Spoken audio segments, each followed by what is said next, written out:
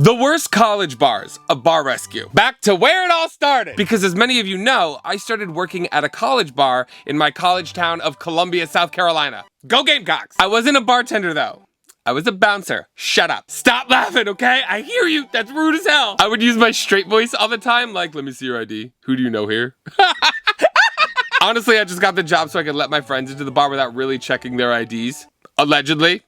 I don't condone underage drinking, okay? I have to say that. Do as I say, not as I do. But that's the truth, and honestly, I'm grateful for it. I started at the door, and then I worked my way up to barback. And then I started bartending when I got to New York City. But I have literally worked in every aspect of a bar, which has provided me with all this experience and knowledge to come on here and share it with you guys. It's one of the reasons I can stand on business.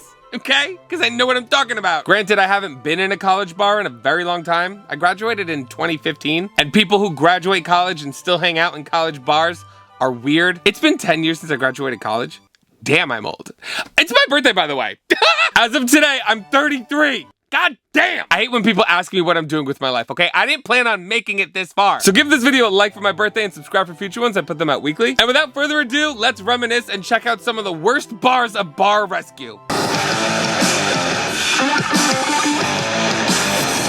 Uptown New Orleans, located just 6 miles from world-famous Bourbon Street, and home to 2 universities, Tulane and Loyola.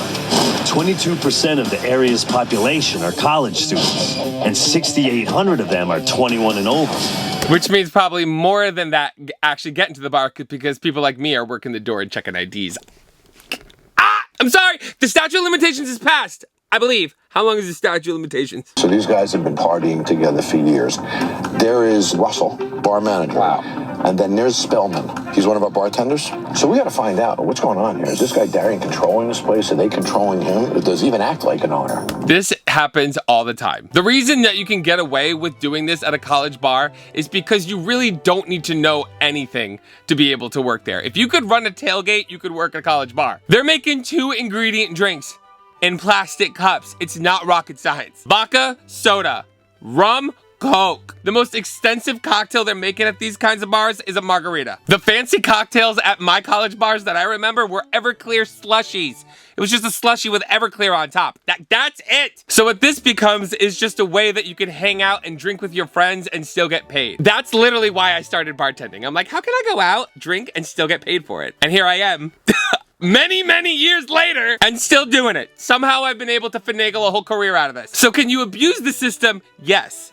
Can you do something with it if you're actually passionate about it? Also, yes. It becomes a problem though, because since it's all your friends that you're working with, you can't really act like a boss. We've talked about that many times on this channel. It's hard working with friends because then when you have to be the boss and reprimand them or make sure that they're disciplined, it's hard to do that with friends because personal relationships come into play. And then people think they could get away with things that they shouldn't be able to. This is what's going on in this place. Look at these guys with their shirts off. Look at this. Wow. What's wrong with that? Literally me at every bar I've ever worked at. That's how you make your tips. Okay, girls only have to pull their shirt down a little bit to show off some cleave. Guys gotta take the whole thing off. You know what else is interesting? This place has a terrible reputation of serving minors. So we have to draw a good college student to this place, and we have to draw women. So what did I say? It's a college bar. Is it right? No. Is it illegal? Yes. Am I gonna sit here and say that college kids don't drink underage in college bars? I'm not gonna lie to you. This isn't just this bar that's doing this. This is not like an exclusive issue. This happens everywhere. And the thing is, the cops know that. They're not dumb either. A fun social environment makes more people wanna come to the college, improving the entire economy of the entire city that the college is in. Again, is it right? No. But that's why it happens. So I got 6 sorority sisters. And this is the dream demographic for this place. But I gave one of them a fake ID. This is the dream demographic for this place and my nightmare at every gay bar. Because that group of sorority sisters turns into bachelorette parties. They're screaming, woo! every time I hear woo in the distance, my butthole clenches tighter and tighter. I feel like I'm making myself sound so bad when I talk about the fake IDs that I used to let into the bar. I'm not kidding. I think the worst one I ever let in, and I'll admit it. Again, I am not a role model. Don't do what I do as I say. I once let somebody into the bar with a laminated square piece of paper that had a smiley face and 21 written in the corner. Listen, different times, okay? I've done worse. I was a hooker. Okay, so there's our girl.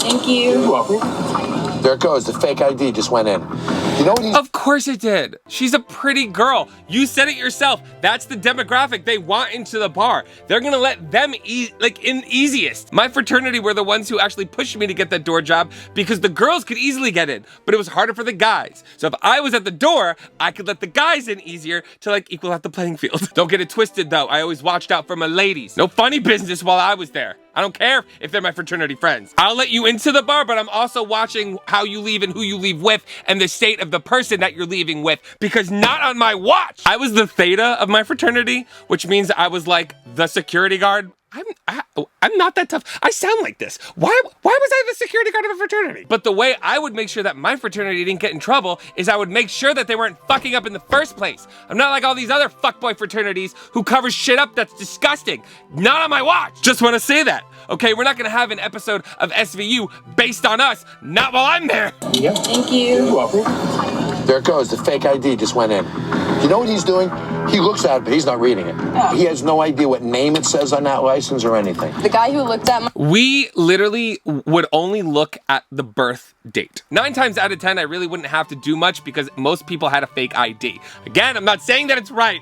I'm gonna have to cover my ass so much in this video. But I'll never forget that when the owner of the bar was training me to check IDs, he literally said, it's not your job to know whether or not the ID is real. It's just your job to make sure that the date works out, which is not true. It is very much the doorman's job to know if the ID is fake or not. But like I said, they want everybody in the bar. Smoking? No, smoking is legal here. But you know what's interesting is only about 23% of college students smoke. Yeah. So the fact is about 75% of the people... Where are these statistics coming from? I just want to know. I mean, times have changed since I was in college. Clearly, it's been a decade. But they just said it's legal there, so I'm not going to pin them for it. That being said, I don't like smoking indoors at the bars. It creates like a stuffy environment. It makes you lightheaded, which is not always the best thing when you're drinking, especially if you're somebody that doesn't want to smoke, regardless on how many people smoke. If you're not somebody that likes to smoke, you're not going to want to go in this place at all because the smoke is like the entire atmosphere. That's why, if anything, there should be a smoking section or like a patio. You want to smoke? Go on the patio. Will you take a shot with us? Yeah, absolutely. I told these girls to behave badly tonight so I could see how the bartenders handle it. Just drank from it. I told the girls to act badly tonight. That's all girls.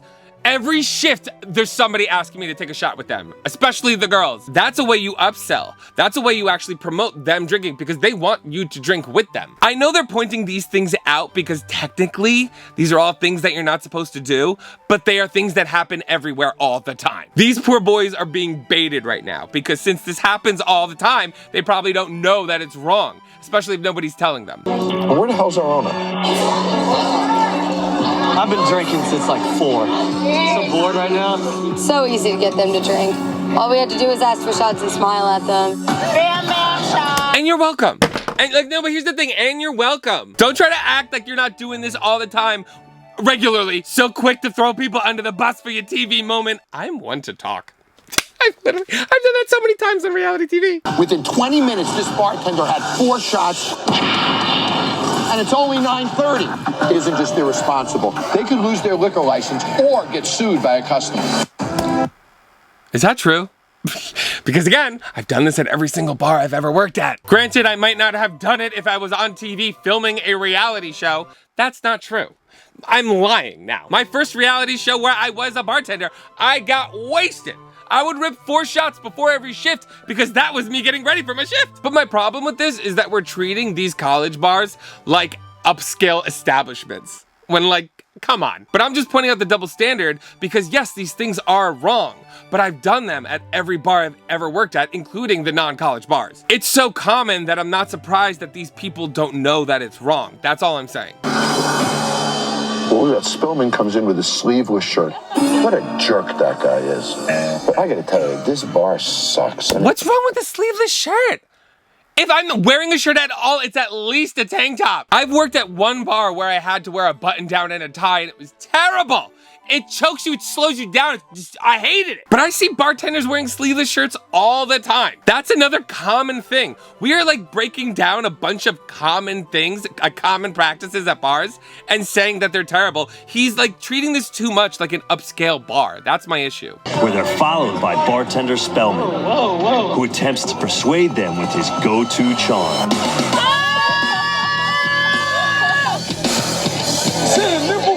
Me.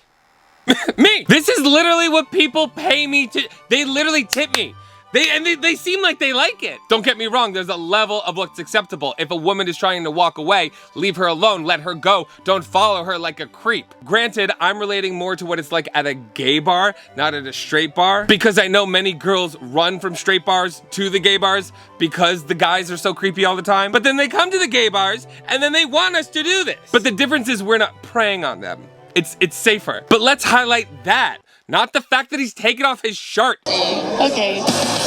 There's nothing female friendly about this bar at all. I mean, it's like the anti. Doesn't stop him from coming to the gay bar. Do you see what I'm saying? Like, I'm confused. I don't know how to handle this. Literally, it's not the practices that were wrong. It's all about making them feel safe. How do you keep girls in your bar? Ensure that they feel comfortable, that they feel safe. It's not the fact that they're taking shots with the bartender. It's not the fact that the guys have their shirts off. It's the fact that there's straight men there.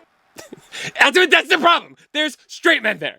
That's what, is it true? Ladies, am I right? How are you covering those losses? I've actually had to borrow money from my mom, about $20,000. If this fails, this is a real embarrassment. So what's your mother gonna say? But why did the mother give him $20,000 without seeing a business plan? Why are these privileged white kids in college have parents that are just throwing like stuff like $20,000 at them? Do you have any proof that they know what they're doing? Yes, obviously this kid is an idiot, but like I also blame the parents. You literally gave $20,000 to your kid so he could have a place to hang out with his friends. Something he could do for free. What parents are just giving their kids $20,000? In the comments down below, let me know if any of you have a parent that would just give you $20,000 for your shitty business. Because I can't be this crazy. Because of course he's now not driven to make it better. It's not his money on the line. Does this look real to you? Then these same girls go up to the bar there. He doesn't check their ID, and he starts serving them all shots. See, this is a rule I don't understand. Even though I should. Because why would the bartender have to check the ID if the whole purpose of the doorman is to check the ID? So if you get past the doorman, by the time you get to me, your ID's already been checked.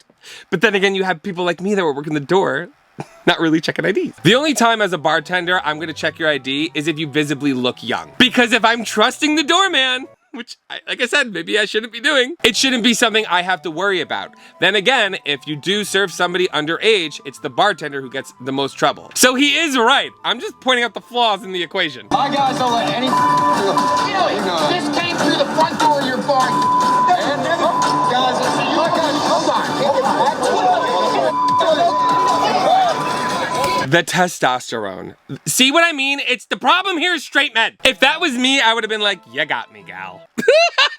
But you can't sit there and say that we don't let in anyone with a fake ID. Like that never happens when he's literally sitting there with cameras at the front door watching it happen. Like you look stupid now. It's moments like this where you just gotta admit defeat and admit what you did was wrong and promise that you'll do better, because that way you at least look redeemable instead of looking like an idiot. And then you had 4 shots with him in 20 minutes. This is as fake can be. Look at this.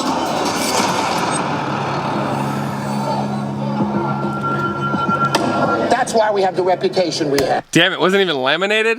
At least that smiley face card was laminated. That wasn't even laminated. That was just a piece of paper. That's crazy. Also, why is there like 20 of them huddled up? Why the second things get rowdy, a bunch of straight men like conglomerate together? The gays would be so over this. We'd be like, mama, that's crazy, and walk away. Like, you know what I mean? We pointed out all these terrible things except for toxic masculinity. How has that not been mentioned yet? Rocky Point Cantina. Guys, we're in Tempe, Arizona, home of Arizona State University. So we got a rich market and an empty bar. Now they're in about $1.5 million. $1.5 million in debt? Mama, pack it up. Pack it. What? How do you come out of that? You can't. How are they even still open? $1.5 million in debt? Close it down. The dream's not working, bitch. Figure something else out. My God. I need a shot. We had to make our way over to another bar. We've got quite the crowd here. Okay, so I love that at all these college bars, we keep just sending in women talking about how they're the target demographic. But see, even that sounds predatory to me because all these bars are just run by people that don't know what women want. Half of these men can't even find a clitoris. I work at primarily gay bars, and I at least know what women want. They want to feel safe, they don't want to feel threatened, and the one thing I forgot to mention is they want to feel attended to. Can you believe that? Oh my God, that's so hard to figure out, straight men. They just show up with an unbuttoned shirt and they're like pictures of fish on Tinder and don't understand why women don't want them. 6 bucks, honey. 6 bucks. That is everything I taste just tastes like juice. Have you tried any of the beers? Because it is juice. That's all it is. It's just juice. These college bars are just alcohol with mixes of juice. That's most cocktails. But a good cocktail at least has strategy. Like there's a plan. What did I say before? These cocktails that they're making are just plastic cups with 2 ingredients, an alcohol plus a juice or a soda. But these recon situations always seem so baity for a TV moment to me because they're either gonna say that it tastes like juice or they're gonna say it's too strong. There's nothing to balance in these 2 ingredient cocktails. That girl got a pink drink. I'm gonna guess that's vodka with pineapple juice and a splash of cranberry to make it pink. That's why it tastes more like juice because there's an extra step, which is what? Oh my God, more juice. Just bottles.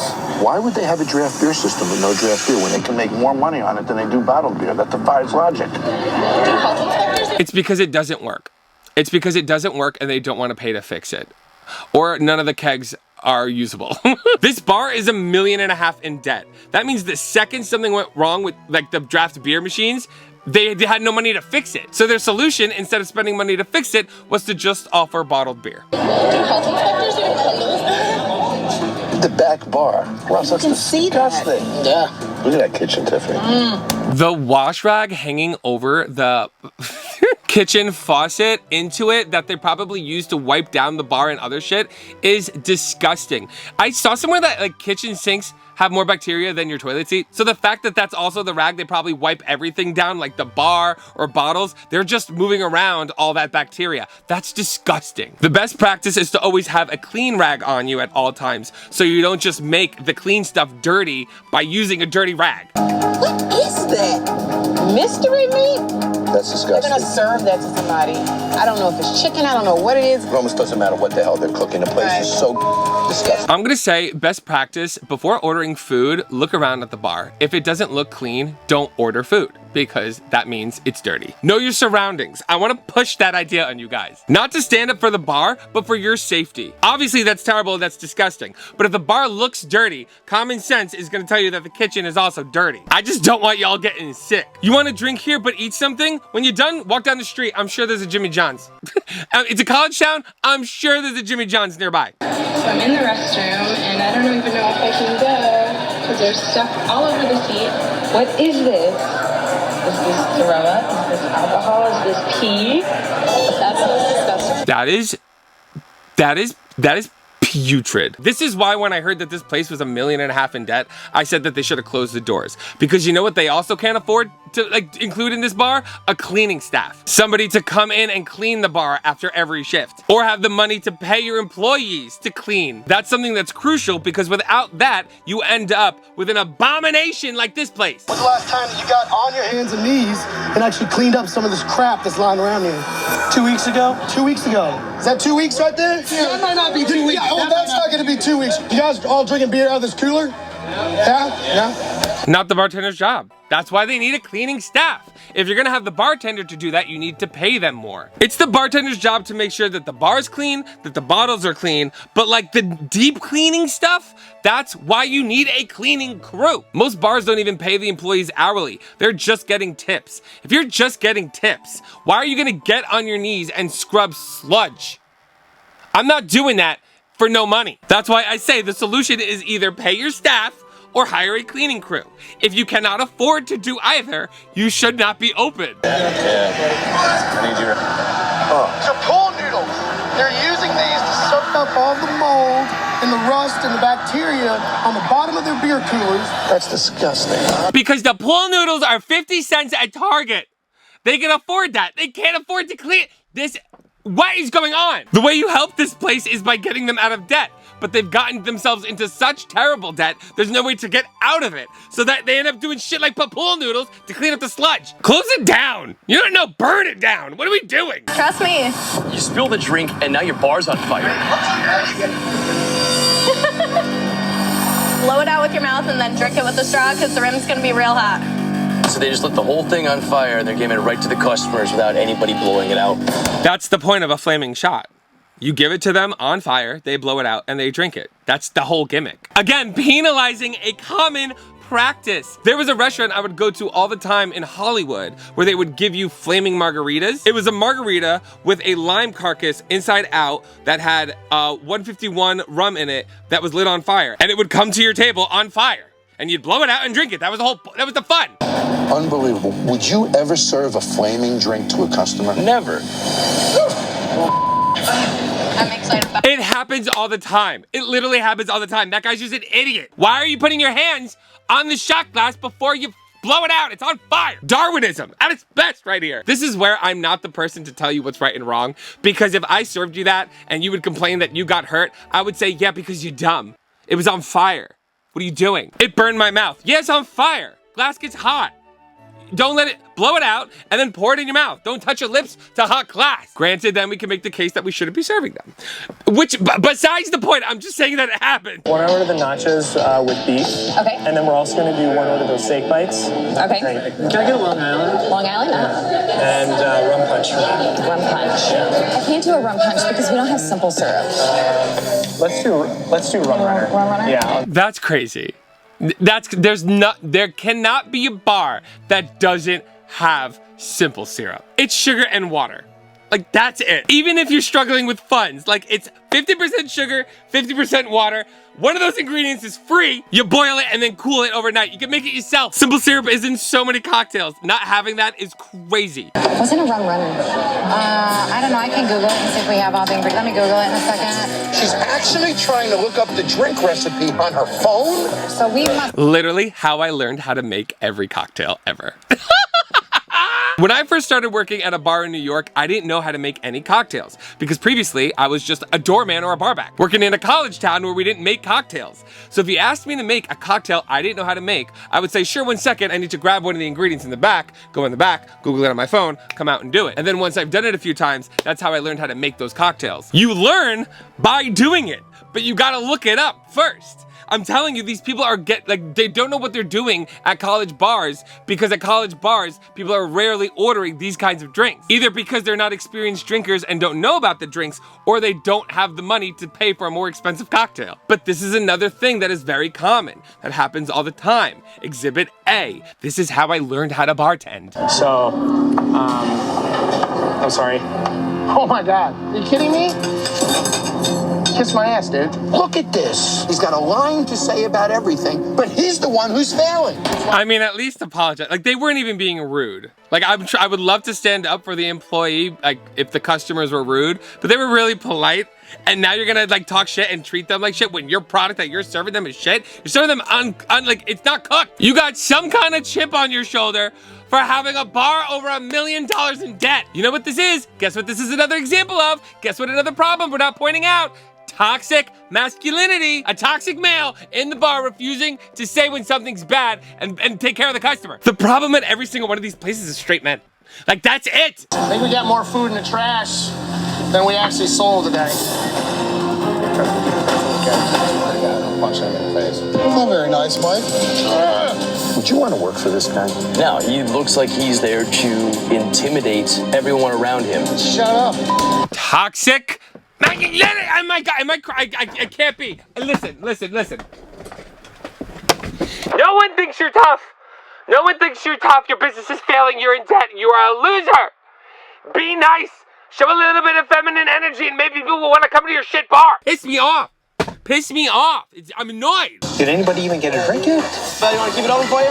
Close it out? Can't run cards. All right, then tell them cash only.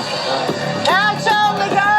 So, what Pisses me off because I'm relating to the bartender right now, and then it becomes the bartender's fault because the bartender's the one that's gonna have to tell it to the customer, and the customer's gonna treat you like shit. The bartender, who it's not their fault, it's the management's fault for having a broken POS system. The worst situation I've ever been in like this was when the POS system broke, and then we could only use cash, but then my whole cash register wouldn't open, so then we could only use one register. So not only were we down a POS system, we were down registers, and then we didn't have enough money to make everybody tips. So then we were even selective on what money we could take from people. So I'm getting pissed.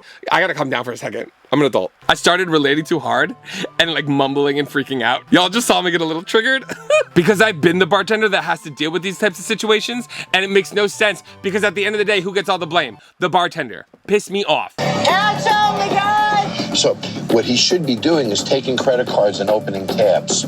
So when he said cash only, if you're in this bar and you don't have cash, you're gonna leave. Yeah. And you wanna know why the manager didn't do that? Because then that would make more work for him at the end of the night.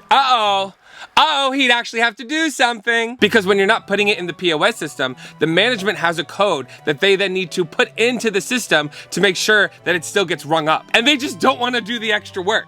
So their solution is to take it out on the staff and the customers. Piss me off. Yeah, I think we might be out of that, so. All right. Like, no cool corona, nice guys. So the POS system is down. They're running out of things behind the bar. Right. So that tells me the bar hasn't been stocked. Right. Do you guys have like a cocktail menu or something? I'm getting stressed because I'm just relating so hard. Imagine being in this situation. The worst situation I was ever in once was this exact situation. And then I lost my mind because not only did we not be able to take cards, we couldn't take the cash. My register was down. We were running out of things in stock. We ran out of cups. And then I had to step back and look at a crowd full of people and say, sorry, I can't do anything. We don't have cups. And then who got yelled at the end of the night? Me. What? Me and that manager had words. Oh, yes, we did. Yes, we did. I didn't get fired, though. I quit before they could fire me. Because after what I said to the manager after that shift, I could never go back to that place. Oh man, it's 40-50% of the beer. You have a towel? Chase, let me see your towel. He's still going. If that was your draft beer system, would you pull a second beer or would you say 86 draft beer? That either means that the draft beer system is dirty or the beer is too hot. Either of those things will cause all that excess of foam. The solution to that would be to clean the draft pour spouts or go in the back and check the temperature of the kegs that are feeding it. And if they're too hot, you swap them out. But I have a feeling that the way that this place is run so shitty that none of the kegs are the right temperature control. So even if the beer does come out normally, it's gonna be too warm and you're gonna want it. Getting so stressed out right now. I think this is where I'm gonna stop. What do you guys think? Have you ever been to a college bar? Did you ever experience stuff like this? Let me know in the comments below. Let me know what stories you have. Again, if you enjoyed this video, be sure to like it and subscribe for future ones. I put them out weekly. And if that's not all, thank you guys for watching. As always, I'm MikeMGTV, and you are fucking welcome. Goodbye. Everybody screaming my name at the same time.